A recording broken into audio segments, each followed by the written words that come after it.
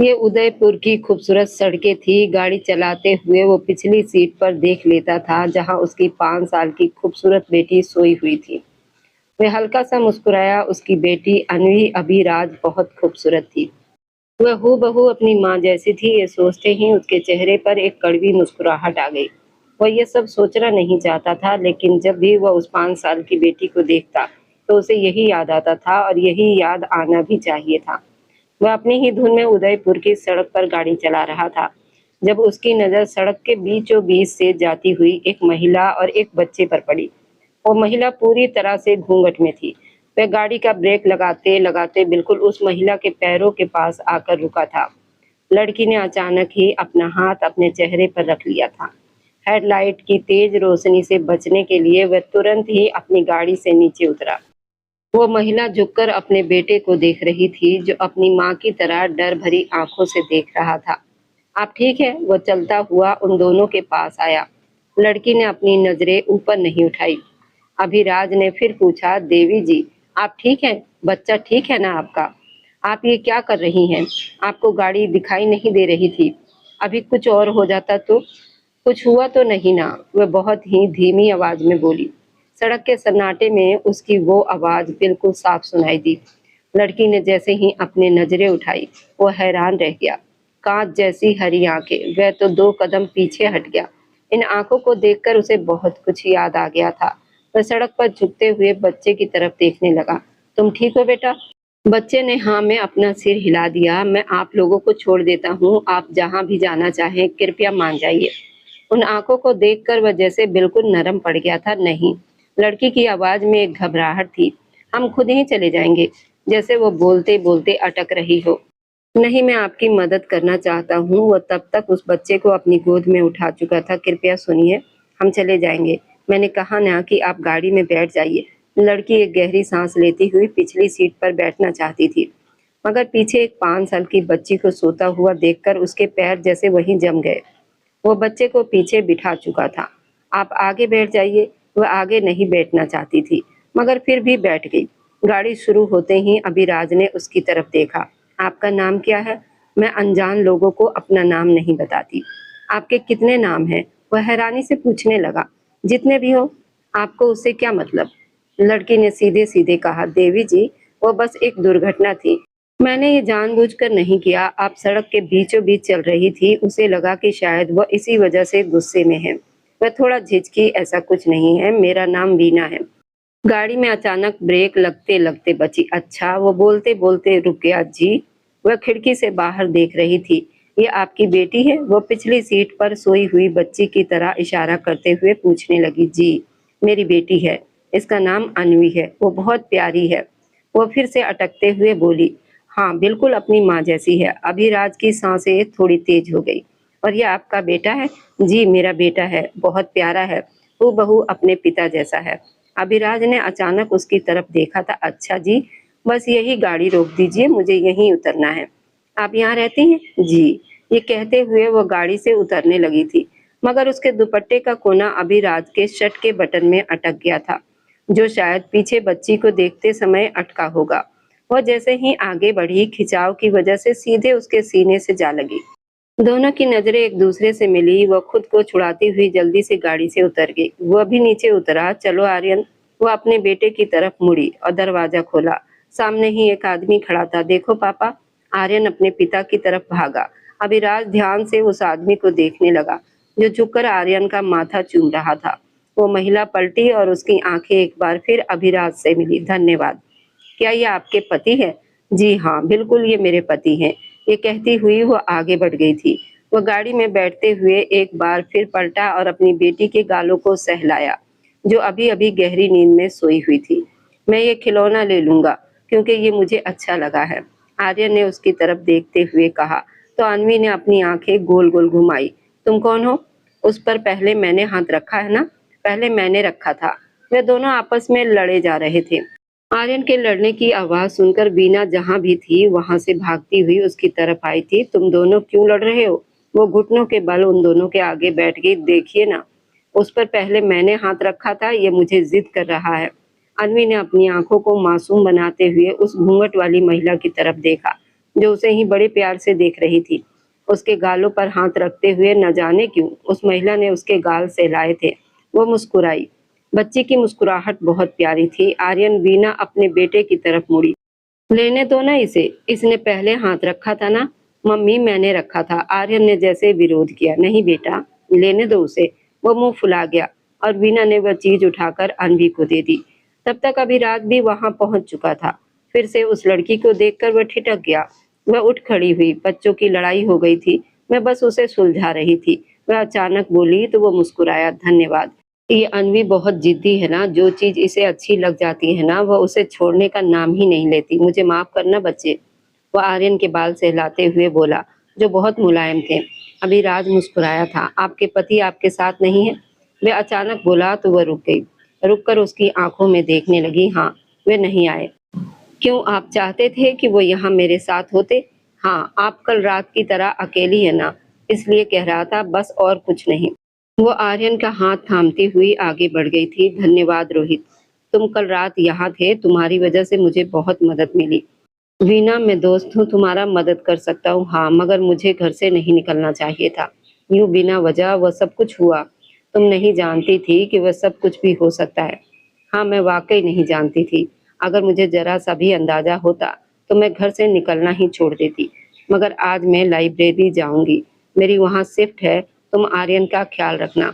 आज तुम शायद घर पर ही हो। हाँ, मैं घर पर ही हूँ। तुम चिंता मत करो, आर्यन का ख्याल रखूंगा। वह उसके पड़ोस में रहता था।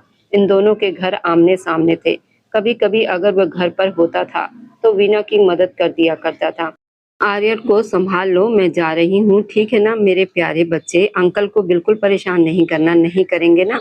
आर्यन ने चेहरे को मासूम बनाते हुए हाँ में सिर हिलाया। बिल्कुल भी नहीं करूंगा मम्मी। शाबाश मेरे बच्चे। ये कहते हुए वह आगे बढ़ गई थी। वह अपनी शिफ्ट पर थी, लाइब्रेरी में थी। सब कुछ हमेशा की तरह सामान्य था। कुछ छात्र इधर उधर बैठकर किताबें बड़ी खामोशी और ध्यान के साथ पढ़ रहे थे। तभी लाइब्रेरी में चलते चलते उसे एहसास हुआ कि पिछली सीट पर वही महाशय बैठे हुए हैं। वह पलटी नहीं, वह चलती रही और चलते हुए उसे रुकना पड़ा, क्योंकि उसे महसूस हुआ कि उसके पीछे कोई आकर खड़ा हो गया है। वह पलटी तो दोनों की नजरें मिली। आप? मैं तो यहाँ रोज आता हूँ, आपको पहली बार देखा है। मेरी सुबह की शिफ्ट होती है ना, आज शाम की है। ओहो, तो आप यहाँ काम करती हैं? बीना को अपनी बात पर थोड़ा अफसोस हुआ। वो क्यों उसे बता गई थी कि वो यहाँ काम करती है? खैर, इसका मतलब आपसे मुलाकात होती रहेगी। आप मुझसे क्यों मिलना चाहते हैं? वे अचानक बोली। पता नहीं, हमारी कल से मुलाकातें हुए जा रही है। मैं तो नहीं चाहता कि ऐसा हो, मगर हो रहा है। खैर, मुझे उदयपुर में आए हुए कुछ महीने हुए हैं। उदयपुर और जयपुर काफी अलग है, मगर मैं यहाँ पूरी तरह घुल मिल गया हूँ। मैंने आपसे पूछा नहीं, वीना बोली। मगर मैं बता रहा हूँ, अभिराज ने कहा। धन्यवाद, ये कहती हुई वह आगे बढ़ गई थी। ना चाहते हुए भी अभिराज के चेहरे पर मुस्कुराहट आ गई। वह सामने की मेज पर ही किताब पढ़ता हुआ उसे ही देख रहा था। वह इधर से उधर चलती हुई किताबों को सलीके से रखती रही। फिर कोई ना कोई किताब उठाकर पढ़ लेती, फिर अपने घूंघट से उलझती थी और उसे ठीक करती थी। उसकी सैंडल की टक-टक सन्नाटे में गूंज रही थी और उसके पास से आती खुशबू सांसों पर गहरा असर छोड़ रही थी। उसने जब भी उसे देखा था, हमेशा घूंघट में ही दिखाई देती थी, और अब तो जैसे ये रोज की बात बन गई थी। वह रोज इसी शिफ्ट में आने लगा था, जिस शिफ्ट में वीना होती थी। वीना ने अनजाने में ये महसूस किया था, वह उसकी शिफ्ट में आकर बैठा रहता है, मगर वह कुछ कहती नहीं थी, क्योंकि शायद वह उससे बात नहीं करना चाहती थी। कोई परेशानी है मुझसे? क्या मैंने कहा कि मुझे आपसे कोई परेशानी है? पता नहीं, मुझे तो यही लगता है कि आपको मुझसे कोई परेशानी है। ऐसा कुछ भी नहीं है, मुझे कोई परेशानी नहीं है। मैं बस यहाँ किताब पढ़ने आता हूँ और आपकी शिफ्ट में बहुत शांति होती है। अगर कुछ समझ में ना आए तो आप अच्छे से समझा भी देती हैं, ये आपकी खूबी है। आप एक बहुत अच्छी लाइब्रेरियन हैं। वीना ने एक गहरी सांस ली। तारीफ के लिए धन्यवाद, मगर मैंने आपसे तारीफ मांगी नहीं है। रोहित पर नजर पड़ते ही वो मुस्कुराई। देखिए, मेरे पति आ गए हैं, अब मुझे चलना होगा, और कोशिश कीजिएगा कि आगे से मेरा रास्ता ना रुके। वह गुस्से के बहुत तेज हैं, हो सकता है वे आपको बर्दाश्त ना करें। ये कहती हुई उसने अपनी एक आंख दबाई, जैसे कुछ इशारा किया हो, और आगे बढ़ गई। उसके इस अंदाज को वो याद करता रहा। अभिराज को हंसी आ गई। आप यहाँ क्या कर रही हैं मम्मी? जो तुम यहाँ कर रहे हो, अनवी को यहाँ लेकर यहाँ क्यों आ गए हो? एक ही तो रौनक थी हमारे घर की, वो अभी तुमने हमसे छीन ली। मैं जयपुर में नहीं रह सकता था, मेरा वहाँ गुजारा नहीं था। वह शहर मुझे काटने को दौड़ता था। उसकी याद आती थी, उसकी आंखें, उसका होना, बहुत कुछ था, इसलिए मैं वहाँ नहीं रह सकता था। उस शहर को छोड़ना बहुत जरूरी हो गया था, इसलिए छोड़ दिया मैंने। वह अन्वी के साथ खेलती हुई अपने बेटे से बात कर रही थी। तुमने बहुत अन्याय किया है मुझ पर और अपने पापा पर। एक ही बेटे हो तुम हमारे, जिंदगी का एक बहुत बड़ा हिस्सा तुमने बेवकूफियों में गुजार दिया, और फिर जब सुधरे तो भगवान ने परीक्षा ले ली और देखो अब तुम क्या कर रहे हो। अपने माता पिता को अपनी संतान से दूर कर दिया। हमें पहले ही बहुत से दुख मिले हैं, अब ये दुख मत दो कि हम तुमसे दूर रहें। ऐसा मत करो अभिराज। मैं कुछ नहीं कर रहा हूँ मम्मी, मैं बस खुद को एक मौका दे रहा हूँ, अन्वी के लिए, जीने के लिए और अपने लिए। कृपया आप मुझे वो बातें याद मत दिलाइएगा जो मैं याद नहीं करना चाहता। तुम नहीं करना चाहते, मगर हम सबका क्या, तुम्हारे पापा का क्या, अन्वी का क्या? वो बच्ची एक परिवार पाना डिजर्व करती है। मैं कहती हूँ तुम दूसरी शादी कर लो। माँ ने कहा मैं नहीं करूँगा, कभी दूसरी शादी नहीं कर सकता। मर भी जाऊँगा ना, तब भी दुनिया की कोई भी मजबूरी मुझे शादी के लिए मजबूर नहीं कर सकती। मैं ठीक हूँ, अन्वी के लिए काफ़ी हूँ। पापा को कहिए कि मैं यहाँ बिजनेस देख रहा हूँ, उन्हें कोई परेशानी नहीं होगी। जयपुर की भी काफ़ी चीज़ें मैंने ऑनलाइन संभाली हुई है, बस जयपुर आ नहीं सकता। वो देखिए ये वही है ना जिससे उस दिन मॉल में लड़ाई हुई थी। अन्वी बड़ी मासूमियत के साथ बोलती हुई आर्यन की तरफ भागी थी। उसे देखकर आर्यन डर गया था और अपनी माँ के पीछे छुप गया। ये वही है, ये मुझसे फिर से लड़ेगी। वीना की नजरें जैसे ही उस पर पड़ी, उसकी आंखें नरम हो गई। वह नीचे झुक गई। कितनी प्यारी है देखो। वो आर्यन को आगे करते हुए अन्वी के सामने खड़ा कर चुकी थी। देखो कितनी प्यारी है, ये आंखें देखो इसकी। अन्वी मुस्कुराई। आप भी बहुत प्यारी हैं, वह अचानक बोली तो वीना भी मुस्कुराई। इसका हाथ पकड़ो और इसके साथ खेलो। आप सच कह रही मम्मी? आर्यन ने पूछा। हाँ ना, मैं सच कह रही हूँ, तुम दोनों दोस्त बन सकते हो। इससे दूर मत रहो, और ये कोई डरावनी चीज तो नहीं है, ये तो बहुत प्यारी बच्ची है ना अन्वी। अन्वी ने हाँ में सिर हिला दिया तो उसकी दो चोटियां भी हवा में लहरा गई। वीना की मुस्कुराहट और गहरी हो गई। आपके बाल बहुत प्यारे हैं, वह अचानक बोली। पापा कहते हैं कि ये मम्मी जैसे हैं, उनको मेरा सब कुछ मम्मी जैसा ही तो लगता है। वे कहते हैं कि मेरी माँ बहुत सुंदर थी, वह अटक अटक कर मासूम अंदाज में बता रही थी। अन्वी ने आर्यन की तरफ देखा और वीना उसे ही देख रही थी। उसके गाल सहलाते हुए उसने आर्यन को इशारा किया। अब जाओ और तुम दोनों खेलो। वे दोनों एक तरफ भागते हुए खेलने लगे थे। वीना ने जैसे उनकी दोस्ती करवा दी थी। वह उठी तो सामने अभिराज खड़ा था। वाह, तुमने तो बच्चों की दोस्ती करवा दी, और मुझसे तो ऐसे बात करती हो जैसे मैं कोई बहुत बड़ा विलन हूँ। मुझे आप में कोई दिलचस्पी नहीं है जनाब। वे दोनों बच्चे हैं, उनकी दोस्ती हो सकती है। मैं यहाँ रोज शाम को पार्क में आती हूँ। आप कृपया अन्वी को भी लाया करें। अभिराज ने अपनी आंखें बड़ी करते हुए उसे देखा। अपनी बेटी को रोज यहाँ लाऊं? क्यों? क्या आप मुझ पर शक कर रहे हैं? नहीं, मगर क्यों? अन्वी को यहाँ लाना है ताकि वो आर्यन के साथ खेल सके। उसका यहाँ कोई दोस्त नहीं है और वह दोस्त बनाना पसंद नहीं करता। अन्वी से उसकी दोस्ती हो जाएगी तो अच्छा रहेगा। अभिराज की आंखें और बड़ी हो गई। मैं अपनी बेटी के मामले में किसी पर भरोसा नहीं करता। बेटे के मामले में मैं भी भरोसा नहीं करती। मगर अन्वी और आर्यन अच्छे बच्चे हैं, लड़ेंगे नहीं। वह बड़ी सादगी से बोलते हुए पलट गई तो वह हंस पड़ा।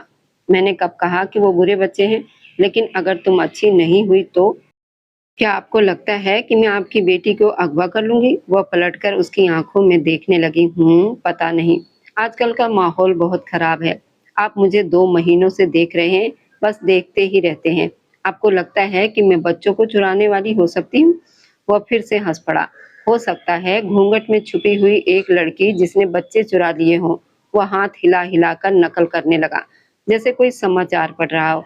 पहली बार वह हंसी थी। उसके इस अंदाज पर वह उसकी हंसी की खनक सुनने लगा। उसके कानों में बहुत सी चीजें गूंजने लगी। चूड़ियों की खनखनाहट, मासूम बातें। वह अचानक 2 कदम पीछे हटते हुए अपने कानों पर हाथ रख चुका था। गहरी सांस लेते हुए वह खुद को संभालने लगा। वह पलटकर उसकी तरफ देखने लगी। आप ठीक हैं? वह खुद को संभालते हुए सीधा हुआ। हाँ, मैं ठीक हूँ, उसने अटकते हुए कहा। वह ध्यान से उसे देख रही थी। ठीक है ना मम्मी? आप बहुत अच्छे पैनकेक बनाती हैं मम्मी, आप हम दोनों को बनाकर देंगी ना? वो खेल खेल कर थक गए थे, इसलिए दोनों भागते हुए अपने माता पिता की तरफ आए थे। उसके लिए अन्वी को मेरे घर चलना पड़ेगा। वह अचानक बोलती तो अभिराज ने उसकी तरफ देखा। नहीं, हम घर जा रहे हैं ना अन्वी? नहीं पापा, मुझे लेकर चलिए ना। अभिराज ने एक गहरी सांस ली। ठीक है, हम चल सकते हैं। वो पैनकेक बना रही थी और बच्चे आपस में खेलते हुए दिखाई दे रहे थे और अभिराज घर का जायजा ले रहा था। उसने अपने हाथ पीछे बांधे हुए थे, इधर उधर देखते हुए जैसे वो पूरे घर को देख रहा था। घर की हालत से ऐसा लगता था यहाँ बस दो ही लोग रहते हैं, मगर वह तो कहती थी वह शादीशुदा है, तो फिर उसका पति कहाँ रहता था? वह बस यही सब सोच रहा था। वह एक कुर्सी पर बैठता हुआ उसे पैनकेक बनाते हुए देखने लगा। उसकी नजरों से वह थोड़ा असहज हो रही थी। आप रसोई में भी घूंघट करके काम करती हैं? वह अचानक बोला तो वो मुस्कुराई। आप यहाँ मौजूद हैं इसलिए। यानी मैं चला जाऊं? नहीं, मैंने ऐसा तो नहीं कहा। मैं ऐसे काम कर सकती हूँ, मुझे कोई परेशानी नहीं है। अच्छा, ये भी ठीक है, ये आपके लिए बनाई है। हाँ, मैंने सोचा जब तक बच्चे पैनकेक खाएंगे या आप पी लें। वह एक तरफ होकर बैठ गया और बच्चों के साथ जाकर बैठ गई थी। जैसे ही उसने कॉफी का पहला घूंट लिया, वह थोड़ा रुका। ये आपने बनाई है? वह अचानक बोला। जी, मैंने बनाई है। वह पलटकर उसकी तरफ देखने लगी। वो मुस्कुरा भी ना सका। उसे एक अजीब सा एहसास हुआ था, वो बहुत अजीब सा। मेरी बेटी का जन्मदिन है, मैं चाहता हूँ कि आप और आर्यन उसमें आए। मैं और आर्यन? नहीं, मैं नहीं आ सकती। वो किताबों को एक तरफ रखती हुई बोली तो अभिराज मुस्कुरा दिया। कृपया वीना। अचानक उसका नाम लेने पर वो पलटी और उसने उसकी आंखों में देखा। ठीक है, मैं कोशिश करूंगी, हो सकता है मैं आर्यन को भेज दूं अन्वी के लिए। नहीं, आपको भी आना होगा। आप जरूर आएंगी। वह गहरी सांस लेती उसे देखती रही और कुछ पल वह भी उसे देखता रह गया। जन्मदिन मुबारक हो तुमको, जन्मदिन मुबारक हो मेरे प्यारे बेटे, जन्मदिन मुबारक हो तुमको।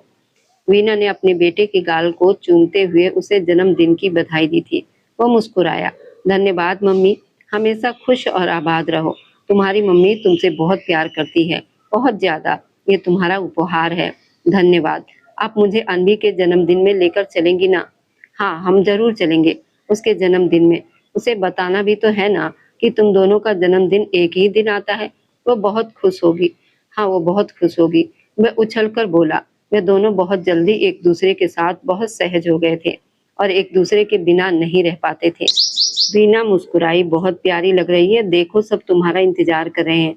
वो मुस्कुराई। आर्यन आएगा ना? अपनी खूबसूरत आंखों को गोल करते हुए बोली। तो अभिराज मुस्कुराया। हो सकता है आपकी वीना आंटी उसे लेकर आए। वो ले आएगी, मुझे पक्का विश्वास है। वह मुझसे बहुत प्यार करती है। अभिराज मुस्कुराया। तभी उसकी नजर दरवाजे पर गई। मुख्य द्वार से आती हुई उस सुंदर पर गई जो उस वक्त गहरे नीले रंग की साड़ी और घूंघट में थी।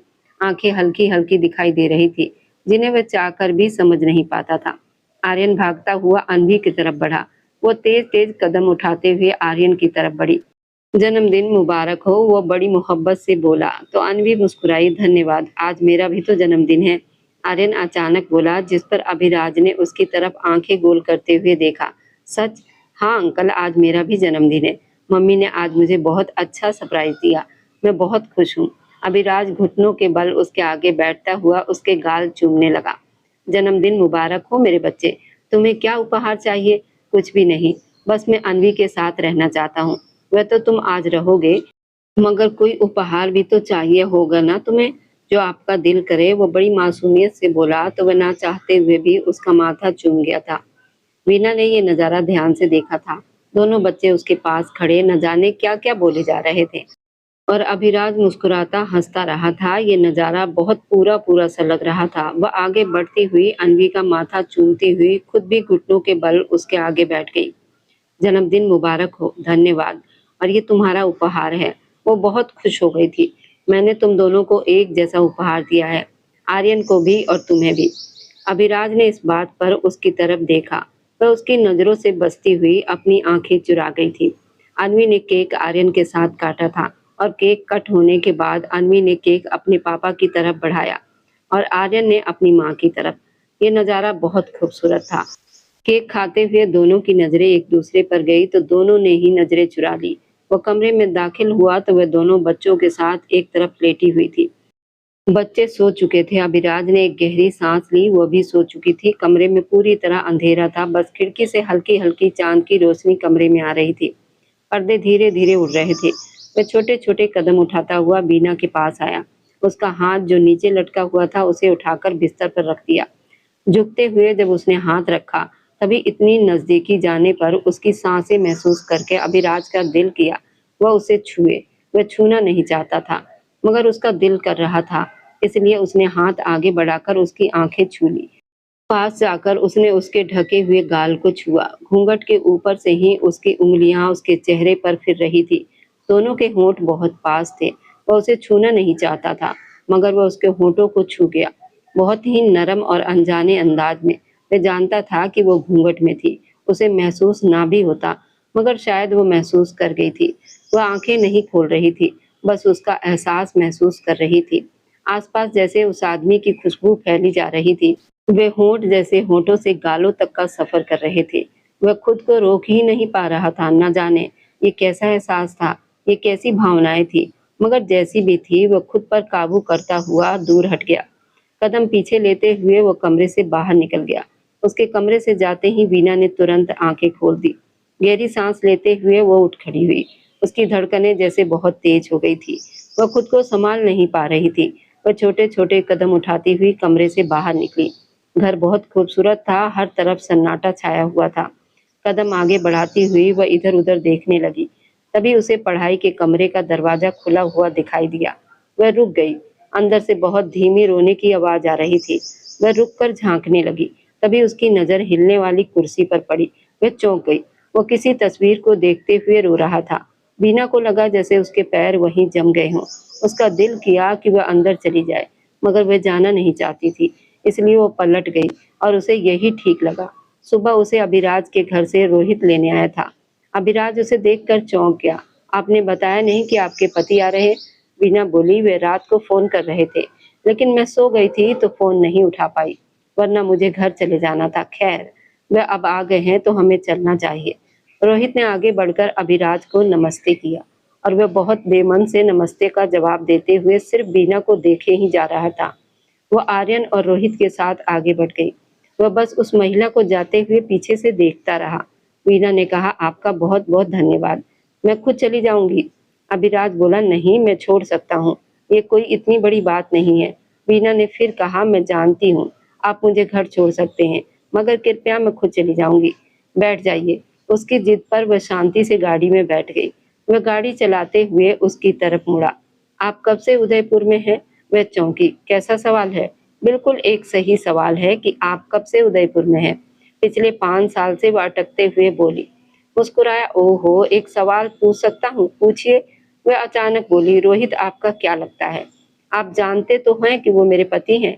हंस पड़ा। वह आपका पड़ोसी है, पति नहीं। उसकी इस बात पर वो पूरी तरह हैरान रह गई। आप मेरी छानबीन कर रहे हैं? बिल्कुल, मैं आपको इतने महीनों से जानता हूँ, इतनी पूछताछ तो कर ही सकता हूँ। आपने मुझसे झूठ क्यों बोला? क्या आपको लगता है कि मैं इस तरह का इंसान हूँ? बस उस दिन आपने गाड़ी में बिठाया था ना, तो मैं डर गई थी, इसलिए बस झूठ बोल दिया। इससे ज्यादा और कुछ नहीं। मुझे लगा कि आपको ये नहीं लगना चाहिए कि मैं अकेली हूँ। रोहित बस मेरा दोस्त है, पड़ोस में रहता है, 5 सालों से मुझे जानता है और कभी कभी मेरा मदद भी कर देता है। बस इतनी सी बात है। आप मुझे ये पहले भी तो बता देती तो कोई बड़ी बात नहीं होती। मैं इतना शक करने वाला इंसान भी नहीं हूँ कि आपको मुझसे झूठ बोलना पड़ा। मैंने ये झूठ आपसे पहली मुलाकात में बोला था, और पहली मुलाकात में हर इंसान शक के दायरे में ही होता है। वह अचानक बोली तो वह कुछ देर के लिए शांत हो गया। वैसे आपको मेरी जिंदगी से इतना फर्क क्यों पड़ता है? आप क्यों मेरी देरी के लिए? वो शांत हो गया। वैसे आपको मेरी जिंदगी से इतना फर्क क्यों पड़ता है? आप क्यों मेरी जानकारी इकट्ठी कर रहे हैं? वीना ने पूछा। ऐसा नहीं है देवी जी, ऐसा बिल्कुल नहीं है। गाड़ी के अचानक रुक जाने पर वह उसकी तरफ देखने लगा। क्या हुआ? पता नहीं क्यों रुक गई है, मैं देखता हूँ। वह गाड़ी से बाहर निकला और थोड़ी ही देर में बहुत तेज बारिश शुरू हो गई। वह बारिश में भीगता हुआ गाड़ी की जांच कर रहा था, और वह उसी की तरफ देख रही थी जो बारिश में भीग रहा था। अपने बालों में हाथ फेरते हुए वो बहुत सुंदर लग रहा था। गाड़ी का दरवाजा खोलने पर वह तेज तेज कदम उठाता हुआ उसकी तरफ बढ़ा। वह गाड़ी से बाहर निकलने लगी थी। उसने उसका हाथ पकड़कर उसे रोक दिया। भीग जाओगी। दोनों की नजरें मिली। मैं भीग जाना चाहती हूँ। बारिश में मुझे बहुत पसंद है।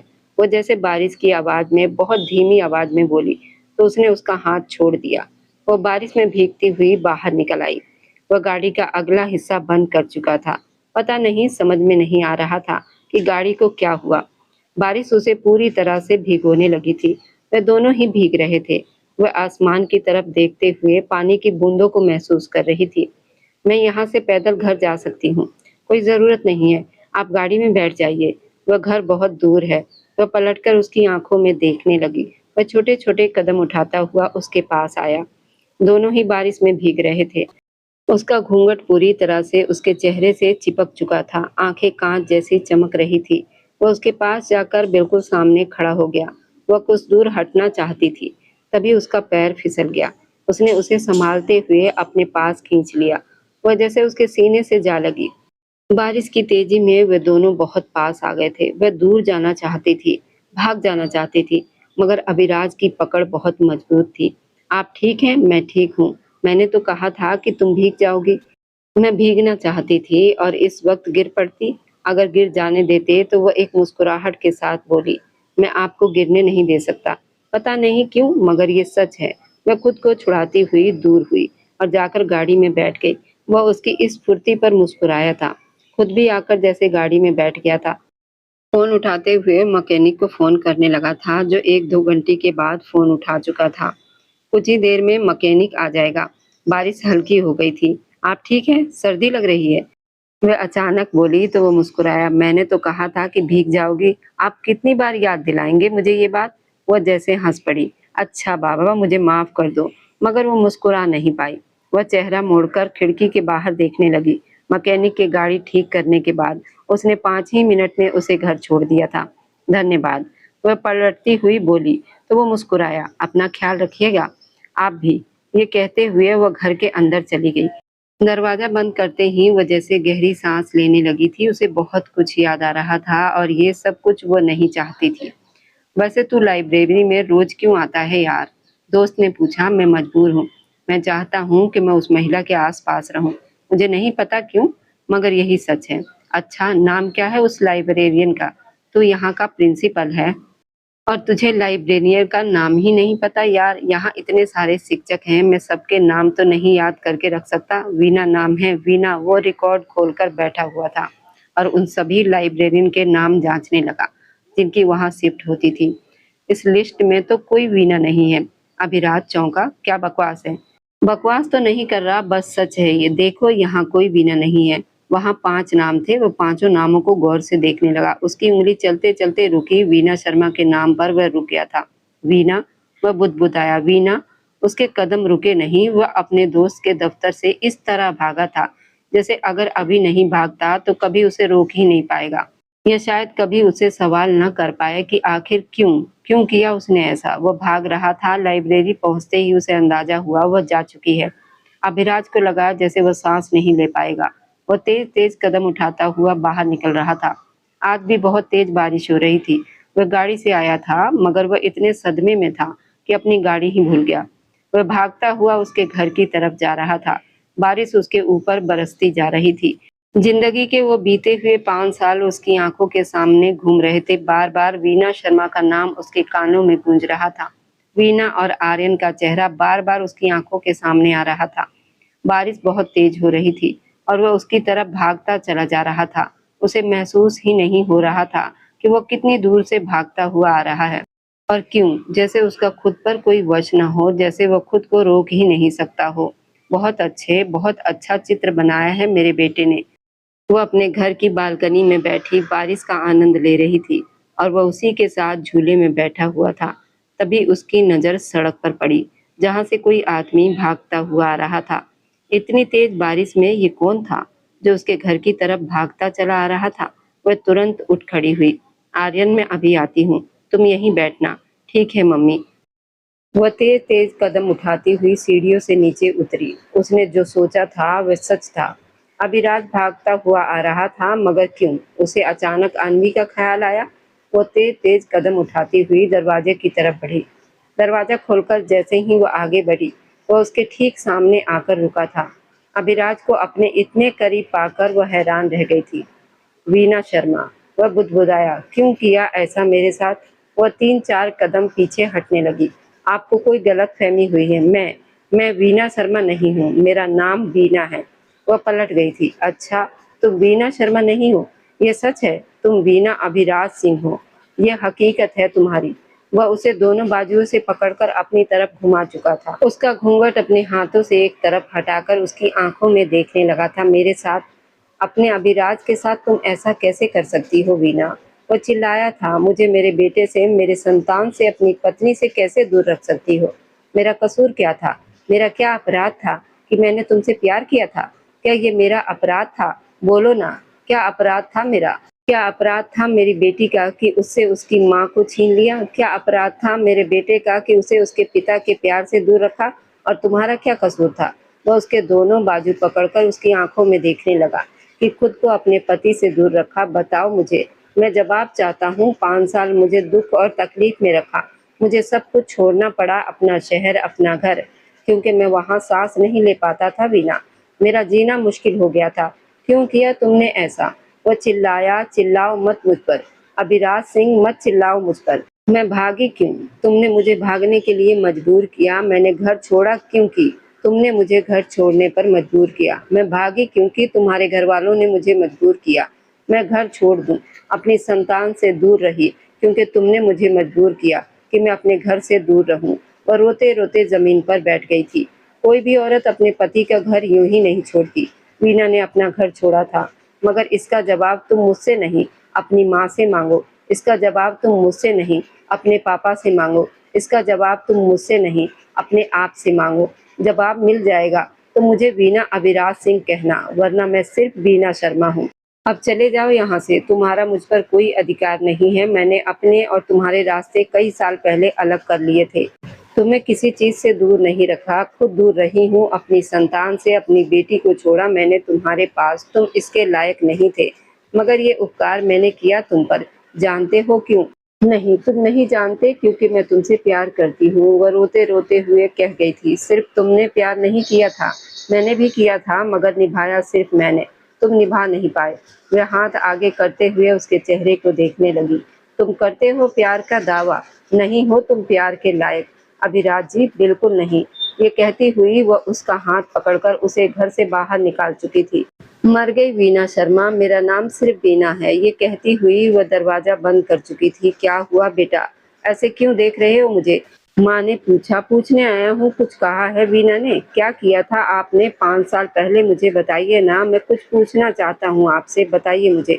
उन्होंने जैसे अपनी नजरें चुराई। क्या कहना चाहते हो? सच कह रहा हूँ मम्मी, मुझे भी आप सच बताइए। मैं उस बीना को देख कर आ रहा हूँ। मैंने 5 साल उसके बिना और अपनी संतान के बिना गुजारे हैं। मुझे बताइए ना, क्या किया था आपने मेरी बीना के साथ? मैंने कुछ नहीं किया, वह खुद घर छोड़कर चली गई थी। अच्छा, वो कहती है कोई भी औरत अपने पति का घर यूं ही नहीं छोड़ती। वह ठीक कहती है। आप मुझे बताइए ना कि आपने मेरी पत्नी को मजबूर क्यों किया कि वह अपने पति को छोड़कर चली जाए? वह जैसे चिल्लाया था। बताइए मुझे। पापा नहीं मानेंगे, मैं मना लूंगा उन्हें। तुम क्यों सोचती हो इतना? मैं तो नहीं सोचती, तुम मिल गए हो ना, तो मैं सोचती बहुत कम हूँ। वीना की आंखों में देखने लगा। सच कह रही हो? बिल्कुल सच। उसने जैसे अपनी कांच जैसी आंखें झपकाई थी। वह जी भर के मुस्कुराया। तुम जानती हो मैं तुमसे कितना प्यार करता हूँ। हाँ जानती हूँ, बहुत ज्यादा करते हो, मगर अपने माँ और पापा को मनाकर दिखाओ तो मानो। मना लूंगा मैं उन्हें। वैसे भी मेरे लिए दुनिया में सबसे ज्यादा जरूरी तुम हो। अच्छा, ये बात है, मैं सबसे ज्यादा जरूरी हूँ? बिल्कुल सबसे ज्यादा जरूरी। मैं तुम्हारे अलावा कुछ और सोचना ही नहीं चाहता, इसलिए सोचना ही मत। मैं बहुत प्यार करता हूँ तुमसे। वीना, वीना ने एक गहरी सांस ली। मैं स्वीकार नहीं करूंगी, मैं उस रात स्वीकार करूंगी जब तुम मुझसे शादी करोगे और तुम्हारे माता पिता ना भी माने हो, तब भी मैं तुम्हारे घर में तुम्हारी पत्नी के रूप में रहूंगी। तब कहूंगी कि जनाब, मुझे तुम पर बहुत गर्व है। अगर तुमने ये करके दिखा दिया ना, तो तुम मुझे चुनौती दे रही हो। हाँ, यूं ही समझ लो कि वीना शर्मा तुम्हें चुनौती दे रही है। देखते हैं फिर। वह उसके बालों की लटों को पीछे करते हुए बोला। वह जैसे इतराई। क्यों नहीं मानेंगी आप? उसके लिए मनाना पड़ेगा आपको, वरना मैं किसी और से शादी नहीं करूंगा। माँ ने कहा तुम्हें शादी करनी पड़ेगी पूजा से। वो मेरी बहन की सहेली की बेटी है। तुम जानते हो मैं बचपन से तुम्हारे लिए उसे ही चाहती थी।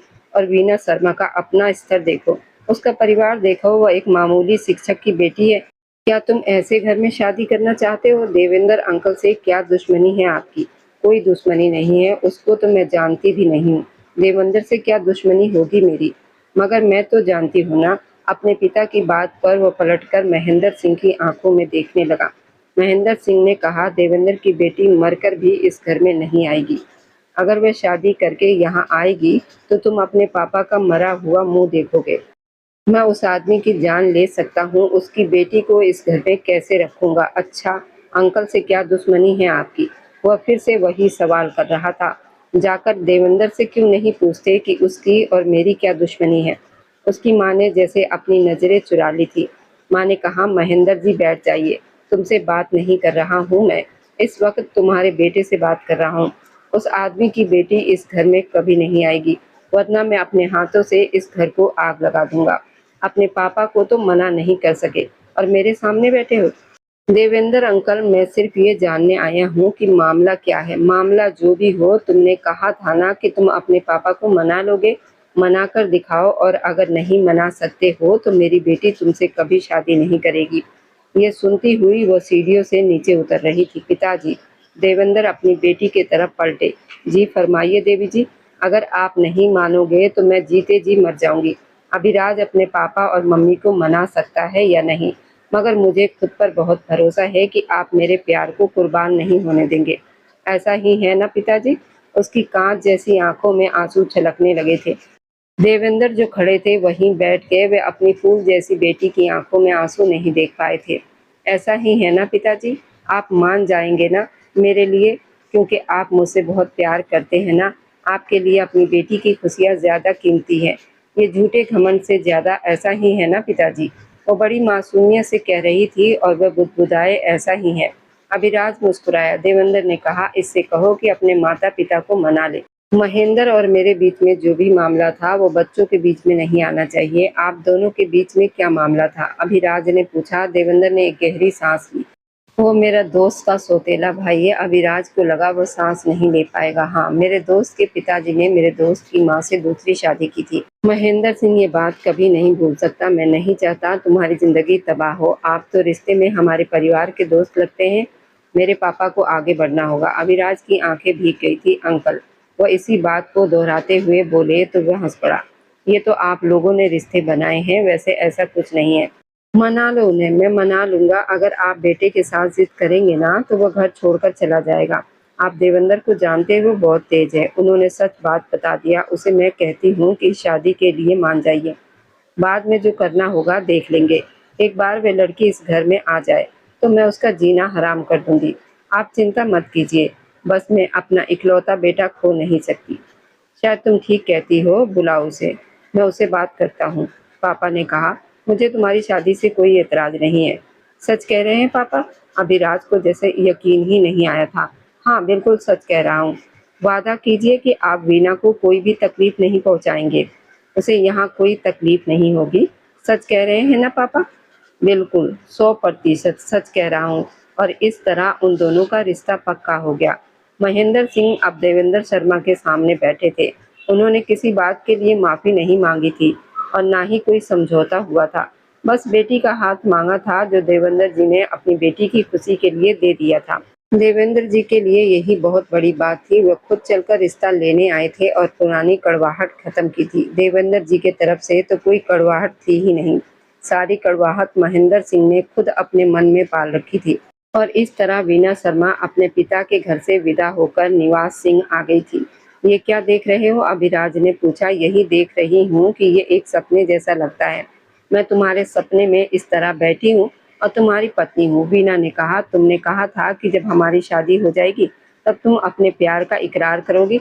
आज तक तुमने मेरे प्यार का जवाब प्यार से नहीं दिया। देवी जी, मैं आज सुनना चाहता हूँ। वो बड़े अधिकार से बोला था और प्यार में डूबे हुए अंदाज में बोला तो वह जैसे थोड़ा शर्मा गई। क्या सुनना चाहते हो? यही कि मैं तुमसे प्यार करती हूँ? वीना ने पूछा। यही ना? अभिराज की सांसें जैसे तेज हो गई। हाँ, यही सुनना चाहता हूँ। मैं तुमसे बहुत प्यार करती हूँ, तुम्हारी सोच से भी ज्यादा। मैं तुम्हारे लिए कुछ भी कर सकती हूँ। वह आगे बढ़ते हुए अपने होंठ उसके माथे पर रख चुकी थी और अपने पति को हैरान होने पर मजबूर कर गई थी। वह तो जैसे सांस ही नहीं ले पा रहा था। वह उसी बंधन में खोया रहा। प्यार के बंधन में वह दूर हटती उससे पहले ही उसने उसके दोनों हाथ पकड़कर उसे अपने और पास खींच लिया। कहाँ जा रही हो? आज तो पास रहने की रात है। मैं तुम्हें दूर नहीं जाने दूंगा। वह हंस पड़ी। मैं दूर जा भी नहीं रही हूँ जनाब। मुझे तो यही रहना है, बिल्कुल पास। वह इतराती हुई बोली तो वह उसके माथे और गाल को होठों पर उंगलियां फेरने लगा। वह धीरे से बुदबुदाकर बोली, अभिराज। वह मुस्कुराया, जी अभिराज की जान, मुझे डर लग रहा है। वह हंस पड़ा। मुझसे डरोगी? मुझसे मत डरो, बल्कि मुझे डरा कर रखो। पत्नी पर यही बात शोभा देती है, वह अपने पति को डरा कर रखे। अगर मुझसे डरोगी तो बात थोड़ी खराब हो जाएगी। वह हंस पड़ी। वह बहुत धीमी हंसी थी, जैसे वह अपनी भावनाओं को छुपाना चाहती हो, वह जो उसके प्यार में पूरी तरह डूब चुकी थी। भला क्या विरोध करती और क्या रोकती? वह खुद भी तो यही चाहती थी। वह गहरी सांस लेते हुए अपने होठों से उसके होंठ चूम चुका था। उसे पूरी तरह अपनी बाहों में लेते हुए वह उसकी आंखों में देखने लगा। बताओ, तुम्हें मुझसे क्या चाहिए? जो मांगोगी आज सब मिलेगा। वह शर्मा गई। जो आप देंगे मैं ले लूंगी। नहीं, जो मांगोगी वही दूंगा। मुझे मेरी मुंह दिखाई में आपकी जान चाहिए। वह हंस पड़ा। शादी के रात में पति को मारना चाहती हो? नहीं, मैं जान मांग रही हूँ। इसलिए नहीं कि मैं आपकी मौत चाहती हूँ, बल्कि इसलिए कि जब तक आप जिंदा हैं सिर्फ मेरे बनकर रहेंगे, और अगर मैं मर भी जाऊं ना, तब भी ये जान मेरी ही रहेगी। आप इसकी वसीयत कर लीजिए जनाब। अगर ये तय है तो फिर कल ही वसीयत बना लेंगे कि मेरी जान आपकी है। आप रहें या न रहें, साथ हो या ना हो, मुझ पर किसी और का अधिकार नहीं हो सकता। एक समझौते के तौर पर मैं आपका हुआ। वह खिलखिलाकर हंस पड़ी। वैसे तो मैं मजाक कर रही हूँ। वह इतराई तो वह अपनी नजरें झुका गया। मगर मैंने ये बातें अपने दिल पर लिखी है। अपने होंठ उसकी गर्दन पर फेरते हुए धीरे से बुदबुदाया था। वह एक खूबसूरत सा डिब्बा खोलता हुआ उसकी तरफ देखने लगा। अब ये क्या है? तुम्हारी मुंह दिखाई। मगर मुंह दिखाई तो मैंने मांग ली थी। वह बड़ी मोहब्बत से बोली। तो वो मुस्कुराया। तुम चाहती हो तो पूरी दुनिया मांग लेती। तुम चाहती तो मेरा सब कुछ मांग लेती। मैं सब तुम्हारे कदमों में रख देता। ये तो कुछ भी नहीं है। सुबह समझौता जरूर बनेगा और हम उस पर दस्तखत भी करेंगे। वह हंसती हुई उसके हाथों से वो खूबसूरत हीरे का अंगूठी पहन रही थी, जो हीरों की चमक से जगमगा रही थी। वह उसे अपने सीने से लगाते हुए जैसे उसी में खो रहा था। वे दोनों ही एक दूसरे की बाहों में खोए हुए थे, क्योंकि दोनों को ही एक दूसरे से बहुत ज्यादा प्यार था।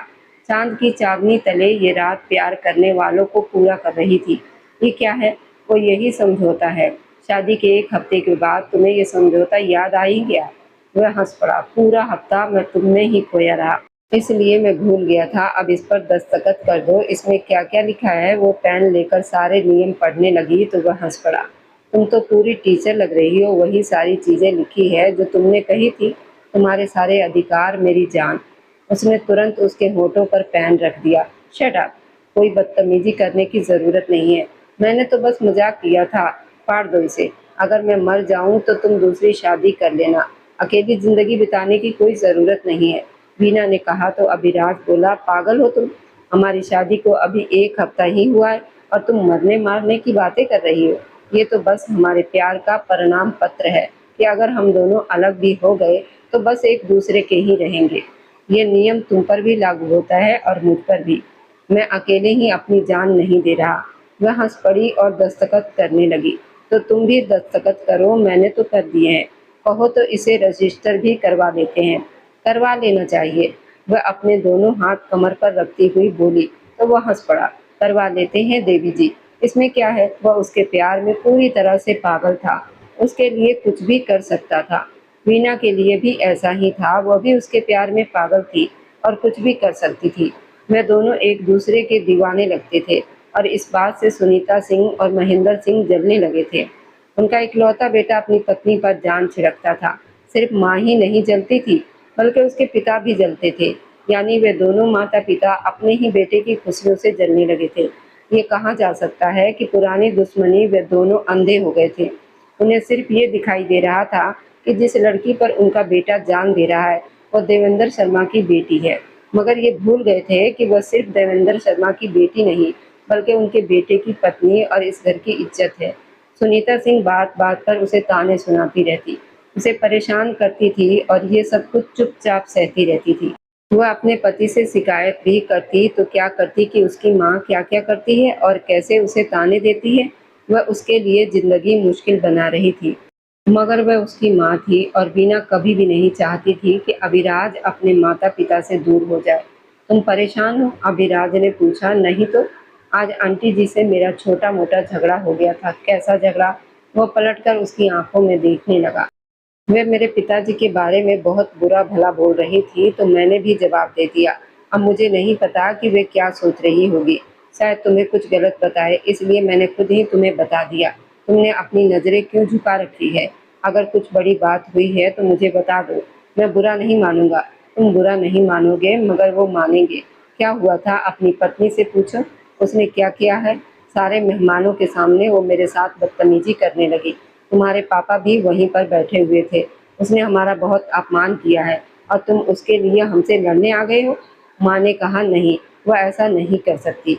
उसने ऐसा ही किया है बेटा, उसने ऐसा ही किया है। जाकर पूछो उससे। वह हैरान से खड़ा था अपनी माँ के सामने। क्या उसकी मम्मी ठीक कह रही थी? मैंने कुछ नहीं किया, उन्होंने जो भी बोला सब झूठ बोला। बीना ने कहा मेरी माँ झूठ नहीं बोलती, तो क्या मैं झूठ बोलती हूँ? वह पलटकर उसकी आंखों में देखने लगी। अभिराज ने अपनी नजरें चुरा ली। मैंने ऐसा नहीं कहा। तो फिर कैसा कहा आपने? माँ ने आपसे कुछ शब्द कहे और आप भूल गए कि वीना झूठ नहीं बोलती। तुम मुझे क्यों उस्का रही हो? मैं कुछ गलत कह दूँ? यानी तुम मुझे गलत कहोगे? मैंने कहा ना वीना, मुझसे इस तरह बात मत करो। वो जैसे चिल्लाया था। वीना 2 कदम पीछे हट गई। तुम मुझ पर चिल्ला रहे हो? वीना कृपया मुझसे दूर रहो। तुमने मुझसे इस तरह बात कैसे की? और तुम जानते हो ना कि मैं बदतमीज नहीं हूँ। मैंने कोई बदतमीजी नहीं की थी। उन्होंने मेरे पिताजी के बारे में गलत बातें की थी। वीना कृपया शांत हो जाओ। उस समय वो कमरे से बाहर चली गई थी। अच्छा, मुझे माफ कर दो। नहीं करूंगी मैं माफ। दूर चले जाओ मुझसे, बात मत करो। यार अब बस भी करो ना। 3 दिन से तुम यही कह रही हो मैं पति हूँ तुम्हारा, कोई मजाक नहीं हूँ। मैं तुम्हारे आगे पीछे घूमकर माफी नहीं मांग सकता। थोड़ा मेरा सम्मान करो। कम से कम इतना तो ध्यान रखो कि मैं बार बार तुमसे माफी मांगता हूँ। ये अच्छा थोड़ी लगता है। अच्छा, और बार बार मेरा अपमान करते हुए तुम अच्छे लगते हो? कितनी बार तुमने अपनी माँ के कहने पर मेरे साथ गलत किया कि वीना ने ये कह दिया, वीना ने वो कह दिया। पुरुषों के लिए बड़े बड़े दावे करना बहुत आसान होता है मगर वे उसे निभा नहीं पाते। मेरा दम घुटता है यहाँ। तुम कई बार मुझे इस तरह मना चुके हो। कई बार तुम्हारी माँ ने तुम्हें मेरे खिलाफ भड़काया है। तुम भड़क भी गए। जब मैंने तुम्हें सच बताया तो क्या तुमने कभी उनसे पूछा कि वो ऐसा क्यों करती हैं? क्यों हमारे बीच में लड़ाइयाँ करवाती हैं? मगर नहीं, वह उस पर चिल्लाया। वीना, तुम फिर से वही फालतू बातें लेकर बैठ गई हो। मैं तुमसे आखिरी बार कह रहा हूँ, इतनी ऊंची आवाज में बात मत करो, लोग सुन लेंगे। हम आराम से बात कर सकते हैं। हमारे बीच में ये चीखना चिल्लाना कहीं से भी ठीक नहीं है। अच्छा ठीक है। वह कुछ बोलना चाहती थी मगर अचानक उसका सिर चकराया और वह गिर पड़ी। मगर आगे बढ़कर वह उसे संभाल चुका था। वीना, क्या हुआ? कुछ नहीं, दूर हो जाओ मुझसे। वह उसे अपनी दोनों बाहों में उठाकर तेजी से घर से बाहर निकला। अस्पताल जाने पर उसे पता चला कि वो पिता बनने वाला है। वो बहुत खुश हुआ था, बहुत ज्यादा। वह नरम आंखों से उसे देख रही थी। वह जो ये खबर सुनकर बहुत खुश हुआ था। उसकी खुशी देखकर उसे भी खुशी हुई थी। वे दोनों एक दूसरे से बहुत प्यार करते थे मगर शायद उसके घर वाले अपने बेटे की खुशियों से प्यार नहीं करते थे, इसलिए वह उन दोनों को खुश नहीं रहने दे रहे थे। वीना को ये सोचकर बहुत दुख हुआ था। मैं बहुत खुश हूँ। मैं सच में तुमसे बहुत प्यार करता हूँ। वह झुकते हुए उसका माथा चूम गया। मैं तुम्हें बता नहीं सकता कि मैं तुमसे कितना प्यार करता हूँ। अब कृपया कोई तनाव मत लेना। प्लीज कुछ भी सोचने की जरूरत नहीं है, मैं हूँ ना। तुम्हें अपना बहुत सारा ख्याल रखना है। वह उसके होठों को चूमते हुए बहुत ही नरम और प्यारे अंदाज में बोला था और जैसे उसके इतने प्यारे भरे अंदाज को देखकर खुश हो गई थी। वह जानती थी कि उसका पति उसे बहुत प्यार करता था। बस उसकी माँ थी ना जो उसे भड़काती रहती थी। वह कभी कभी गुस्सा हो जाता था मगर उस गुस्से में भी वह कभी उसे तकलीफ नहीं पहुंचाता था। चीखती थी, चिल्लाती तो वो खुद भी उसकी बातों पर वह तो मना करता था कि चिल्लाओ मत और शांत रहो। मगर वो क्या करती? वह गलत बात बर्दाश्त नहीं कर पाती थी। वह चाहती थी कि वह उसका साथ दे, उसका समर्थन करे मगर वह ऐसा नहीं करता था और यही बात उसे गुस्सा दिलाती थी। पत्नियों को अक्सर यही बातें बुरी लगती है। अगर पति प्यार करता है तो उनके लिए स्टैंड क्यों नहीं ले सकता। उसकी गर्भावस्था के दिन बहुत अच्छे बीत रहे थे। वह धीरे-धीरे इन सारी बातों को भूल रही थी। उसका पति उसका बहुत ज़्यादा ख्याल रख रहा था। वह तो उसके पैर भी ज़मीन पर नहीं रखने देता था। उसे इतना प्यार दे रहा था क्योंकि वह उसे बहुत प्यार करता था। वे दोनों एक-दूसरे से बहुत प्यार करते थे और एक-दूसरे को हँसाते रहते थे। हँसी-मज़ाक उनके बीच आम बात थी। मगर कोई उनके बीच गलतफ़हमियाँ पैदा न करता, तो उनकी ज़िंदगी बहुत शांति से बीत रही होती। कभी-कभी बैठकर यही सोचती थी कि अगर उसके मम्मी और पापा इस तरह अपने बेटे की खुशियों से जलते नहीं, तो उनके बीच कभी लड़ाई ही नहीं होती। कभी वे दोनों रातों को उठकर भागते या रोते नहीं थे। पिताजी, वह आपको बहुत याद करती है। आपका धन्यवाद कि आप मुझसे मिलने आए। वह तो मैं सिर्फ तुम्हारी वजह से यहाँ आया हूँ और देखो सीधे तुम्हारे कमरे में ही आया हूँ, क्योंकि नीचे बैठ नहीं सकता था। हद करते हैं आप, बैठ सकते हैं, क्या हो गया? ये आपकी बेटी का घर है, ये मेरे समधी का घर है। वह समधी जो मुझे समधी नहीं मानता, मेरी जान का दुश्मन है। पिताजी, कृपया मुझसे ऐसी बात मत कीजिए। आप जानते हैं कि मेरा आखिरी महीना चल रहा है, मैं ये सारी बातें सहन नहीं कर पाती। ऊपर से आपको देखकर मेरा खून खौलता है। कभी-कभी तो मुझे अपनी गलती का एहसास होता है कि मुझे ये शादी करनी ही नहीं चाहिए थी। आपने मना किया था, मुझे रुक जाना चाहिए था। खैर, अब ऐसी बातें मत करो। वो पति है तुम्हारा, वीणा बोली। मैं उसे बहुत प्यार करती हूँ, उसके बिना जी नहीं सकती। देवेंद्र जी ने कहा, ठीक है, अब शांत हो जाओ, आराम करो। तुम आराम करो, मैं चलता हूँ। बहुत जल्दी जा रहे हैं आप? नहीं, मुझे बहुत देर हो गई है, तुम सो जाओ। वह उठकर कमरे से बाहर चले गए थे। ओहो! बेटी से मिलने आए थे समधी जी। वो पलटकर अपनी समधन की आंखों में देखने लगा, जो उस दोस्त के भाई से भी ज्यादा बड़ी दुश्मन थी। कहा था ना, उसे शादी कर लो, सारी दुश्मनियां खत्म हो जाती।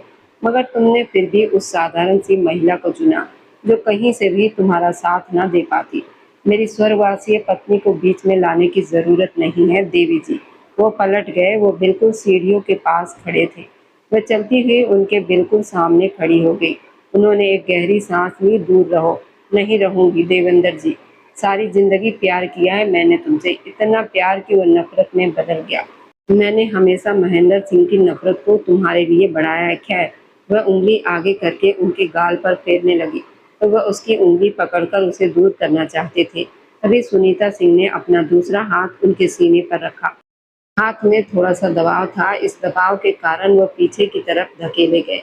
उनका पैर फिसला और वे सीढ़ियों से नीचे गिरते चले गए। ये सब कुछ वीणा शर्मा ने अपनी आंखों से देखा था पिताजी। वह चीखी थी। तभी सुनीता सिंह 2 कदम पीछे हट गई। मैंने कुछ नहीं किया, आपने मेरे पिताजी को। वह तेज-तेज कदम उठाती हुई अपने पापा की तरफ नीचे जा रही थी, जो गिरते चले जा रहे थे। उनके सिर से बहुत तेज खून बहने लगा। तभी घर में महेंद्र सिंह, अभिराज सिंह भी दाखिल हुए। अभिराज तेज-तेज कदम उठाता हुआ अपनी पत्नी की तरफ बढ़ा। वह रोए जा रही थी। वह कुछ भी कहने की हालत में नहीं थी। कुछ ही देर में उन्हें अस्पताल लेकर जाया गया, पर वहाँ एक ही घंटे में उन्होंने दम तोड़ दिया। वह दुनिया छोड़कर चले गए थे और वीणा वीणा जैसे पागल सी हो गई थी। वह उसे संभाल ही नहीं पा रहा था। महेंद्र सिंह भी बिल्कुल शांत थे। बेशक वह उनसे नफरत करते थे, मगर इतनी नफरत भी नहीं थी कि उन्हें इस तरह मरता हुआ देख पाते। मगर उनकी पत्नी चुप थी। उन्हें बार बार वही याद आ रहा था कि वह कैसे गिरे थे। उनका धक्का देने की वजह से वीणा गहरी गहरी सांसें लेने लगी। तुम्हारी माँ ने मारा है मेरे पिताजी को, मैंने अपनी आंखों से देखा है। वीणा ने कहा, ऐसा नहीं हो सकता, तुम पागल हो रही हो। बैठ जाओ, आराम करो, तुम्हारी हालत ठीक नहीं है। अभिराज ने कहा, दूर हो जाओ मुझसे, तुम मेरी बात फिर से नहीं मान रहे ना। मैंने अपनी आंखों से देखा है। महेंद्र सिंह भी वहीं थे और अपनी बहू की बात बड़े ध्यान से सुन रहे थे। उन्होंने कहा, तुम्हारी पत्नी शायद पागल हो गई है। इसका जब दिल करता है मेरी पत्नी पर आरोप लगा देती है। इसे समझाओ कि अपने होश में आए और अपनी हद में रहे। पापा, कृपया आप यहाँ से जाइए, मैं संभाल लूंगा। अभिराज ने कहा, ये दुनिया के सामने भी ऐसा ही कहेगी तो समाज में तुम्हारी क्या इज्जत रह जाएगी। महेंद्र सिंह बोले, पापा प्लीज। अभिराज ने कहा। वीणा चिल्लाई, हाँ, मैं बताऊंगी पूरी दुनिया को कि आपकी पत्नी हत्यारन है, मेरे पिताजी की। वीणा शांत हो जाओ। मैं शांत नहीं रहूंगी, मैं कभी चुप हो ही नहीं सकती। वह हत्यारी है, मैं ये कभी नहीं भूलूंगी। वह अभी ये सब कह ही रही थी कि उसे प्रसव का दर्द शुरू हो गया। वह उसे अपनी बाहों में उठा चुका था। शांत हो जाओ, ये क्या कह रही हो? तुम्हारी हालत ठीक नहीं है वीना। ये कहते हुए उसे अस्पताल की तरफ भागा था। कुछ ही देर में उसकी हालत बहुत गंभीर हो गई। 2-3 घंटे वो ऑपरेशन थिएटर में रही और बाहर अभिराज की जान सूली पर लटक रही थी। वह अपनी पत्नी को खो नहीं सकता था। वह वीना शर्मा से बहुत ज्यादा प्यार करता था। तभी डॉक्टर ने उसे उसके बच्चों की जन्म की खुशखबरी सुनाई। वह 2 बच्चों का पिता बन गया था। भगवान ने उसे एक बेटे और एक बेटी दोनों का सुख दिया था। वह तेज-तेज कदम उठाता हुआ वार्ड के अंदर दाखिल हुआ। वो बेहोश थी और बच्चे उसके पास ही लेटे हुए थे। वह छोटे-छोटे कदम उठाता हुआ उसके सिरहाने बैठ गया। सबसे पहले उसने अपनी पत्नी का माथा चूमा था। उसकी आंखें चूमते हुए उसने उसके हाथों में अपनी उंगलियां फंसा ली थी। क्यों करती हो अपने साथ ऐसा वीना? क्यों? उसकी आवाज़ भारी हो गई थी। आंखों से आंसू गिरकर वीना की आंखों पर पड़े थे। उसने तुरंत अपनी आंखें खोल दी थी। मैं झूठ नहीं कह रही हूँ, वह धीरे से बुदबुदाई। कृपया शांत रहो, उसने जैसे विनती की। वह हल्की सी मुस्कुराहट के साथ अपने बच्चों को देखने लगी। अभिराज भी बच्चों को ही देख रहा था। तुम्हें लगता है कि मेरा बेटा तुम्हारी बात मानेगा? गलत लगता है।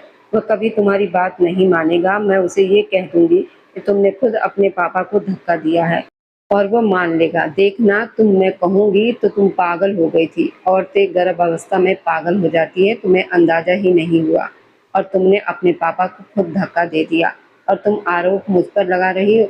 वो मुझसे इतना प्यार करता है कि वह ये बात मान लेगा, सुनीता सिंह ने वीना से कहा था। वह नहीं मानेगा, वो आर्यन को सहलाते हुए बोली। वो प्रसव के बाद के मानसिक तनाव वाले दौरे से गुजर रही थी, इसलिए उसकी हालत ठीक नहीं थी। वह छोटी से छोटी बात को भी बहुत गंभीरता से लेने लग जाती थी। वह ऐसा नहीं करेगा, वीना ने कहा। वह ऐसा ही करेगा, देखना तुम। ये कहते हुए सुनीता सिंह कमरे से बाहर निकल गई और वह जो बच्चों को सहलाती हुई बहुत सी चिंताओं में डूब गई थी। वह सब नकारात्मक बातों को याद कर रही थी। अभिराज ने शुरू से किया ही क्या था, हमेशा अपनी माँ का ही साथ दिया था। वह खुद को सुरक्षित महसूस नहीं कर रही थी। रात का अंधेरा था, वो बिस्तर पर सामने सोया हुआ था। उसने बच्चों के छोटे बिस्तर की तरफ देखा। दोनों बच्चे सोए हुए थे। वह छोटे-छोटे कदम उठाती हुई अपने बेटे को अपनी गोद में उठा चुकी थी। वह पूरी तरह से घूंघट में थी। उसने अपना कीमती सामान एक छोटे से बैग में रख लिया था। अपनी बेटी का माथा चूमते हुए वो खड़ी हुई। अगर वो इस आदमी के साथ रहती तो ये घर उसे पागल कर देता, क्योंकि वह तो उसके लिए कभी स्टैंड ही नहीं ले सकता था। और जो आदमी स्टैंड ना ले सके, उसके साथ वह अपनी जिंदगी कैसे बिताती? उसका तो पूरा परिवार ही खत्म हो गया था। देवेंद्र शर्मा की हत्या की थी उन लोगों ने। अब ये आरोप वे उस पर ही लगाना चाहते थे। वह पागल हो रही थी, बहुत संवेदनशील हो रही थी।